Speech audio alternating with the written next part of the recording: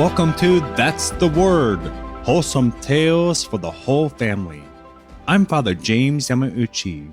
Today's story, Medicine for the Soul. Dr. Bartoli was shocked at the poor body that lay before him. Though the doctor was used to seeing all forms of illnesses and injuries, he was not prepared for the horror of the brutal wounds all over the delicate body of the patient. The doctor patiently jotted down his observations: injuries to the pericardium, left lung, heart, diaphragm, small intestine, iliac artery, and mesentery. What in the name of God happened? Dr. Bartoli muttered to himself. But he knew there was no time to answer the question. It was a miracle that the patient was still alive, given the great loss of blood. Dr. Bartoli, whispered a colleague, pulling the doctor aside. I don't know if we can proceed with an operation. Dr. Bartoli glanced at the patient, the wounded body struggling for air. This weak body will not tolerate anesthesia, the colleague continued. It is my opinion that there is little hope for survival, and the operation would be too long and painful. In his gut, Dr. Bartoli knew the prognosis was reasonable, but it was important to weigh all options. After a brief discussion, the decision was clear. They would attempt to save the patient's life. Throughout the 2 hours of surgery, Dr. Bartoli kept his eyes on the patient and marveled at the bravery he witnessed. The patient was fully conscious as they widened each wound in order to sew them up from the inside out. 2 hours later, the surgery was completed, and Dr. Bartoli spoke quietly to his colleague. You do realize that the patient did not cry out in pain even one time. He shook his head in amazement. Then he felt a tug on his arm. It was the patient asking for some water. Dr. Bartoli wanted to oblige. The room was hot and humid, but he could not.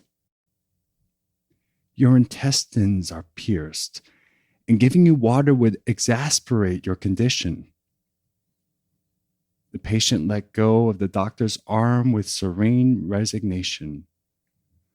The patient's fortitude, together with a quiet and perfect patience during the lengthy and painful surgery, impressed Dr. Bartoli. He promised that a family member would be allowed to be at the patient's side. Over the course of the next several hours, the patient was monitored by family and the hospital staff. Despite the best efforts of Dr. Bartoli, the infection and bleeding could not be controlled. The police arrived to interview the patient. 2 religious sisters were at the patient's bedside encouraging prayer throughout the ordeal. As the patient's condition deteriorated, Dr. Bartoli saw the local priest speak with the patient. He overheard the priest tell the patient as he pointed to the crucifix on the wall, "Remember what happened when Jesus went through his agony and passion. One of the first things he did on the cross was to forgive his executioners." The priest paused briefly before asking, "Do you want to forgive your murderer?" The patient looked up with a gentle and peaceful expression and promptly replied, "Yes. For the love of Jesus, I forgive him and want him to be in paradise with me. Neither Dr. Bartoli nor anyone at the hospital that day would have believed that within 50 years of the patient's death, 500,000 people would gather at the Vatican to honor his patient who suffered a brutal attack to protect her virtue. The patient Dr. Bartoli attempted to save that summer night is ranked among the youngest canonized saints in history, who, at the age of 11, forgave her 20-year-old attacker on her deathbed, a heroic act that bore fruit when the criminal experienced a profound conversion in prison, and when released, went to beg the forgiveness of the saint's mother. This mother was present at St. Peter's Square for the canonization of her daughter, who serves to this day as a model of courage, purity, and a reminder of the power of forgiveness. Saint Maria Goretti. And for this week, that's the word. A lot of times you'll hear people say that Alessandro Serenelli, her murderer, was also there, the murderer who repented later on. He was actually supposed to be there. But at the canonization. But his ride died. The guy who was supposed to take him and drive him into town to go to the canonization died that day. So he was kind of standing there, I guess, at the door waiting for his ride to pick him up, and no one ever came. Oh, wow. So it would have been cool if he had been able to make it there, but he wasn't actually able to make it there. But he died a very different man from the young man who committed this heinous act. After he got out of prison, he went to a monastery and became the doorkeeper. He was never a monk, but he lived at the monastery and followed their life. And St. Maria Goretti has become very famous throughout the 20th century. You can also go to her home outside of Nettuno, which is right at a small town outside of Rome near the beaches of Anzio. It's interesting. I remember going there one time, and one of the things I learned about Nettuno is it's basically the home of baseball in Italy. I didn't know they played baseball in Italy. So anyway, that was an interesting fact I learned being in Nettuno.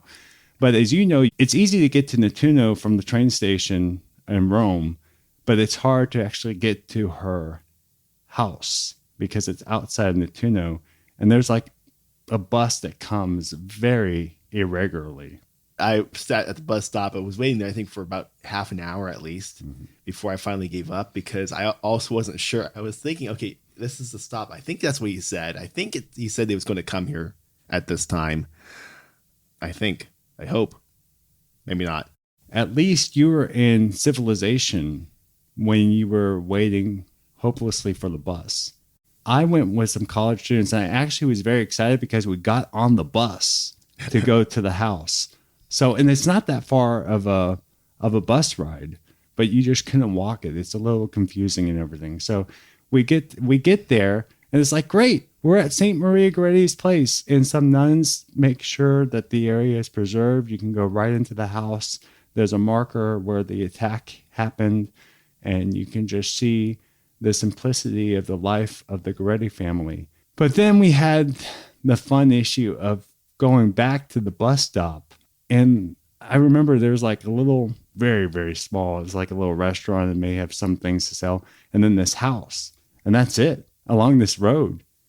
And we were just waiting for the bus. At least with you, when you were in Nettuno, you can say, okay, well, I can't do this. I'll go back to the train station. We're just stuck there. And we were there. It was funny. There was the gentleman who lived at the house across the street kept looking out his window at us. We're just like, I don't know, just wave to him. I mean, obviously he's got to know there's some Americans here just waiting for the bus. And thank goodness the bus eventually arrived. And I guess I know it was worth it to be able to actually go to her house. But at the same time, it was a little tense with figuring out how we were going to get back home. The bus was not going to show up. If you enjoy That's the Word, please share the word. You can sign up for our weekly newsletter at sonsofthunderrock.com. That's also where you can find our social links if you want to contact us, to give us story ideas, or give feedback. Thanks for listening, and we'll be back next Wednesday for another wholesome tale for the whole family.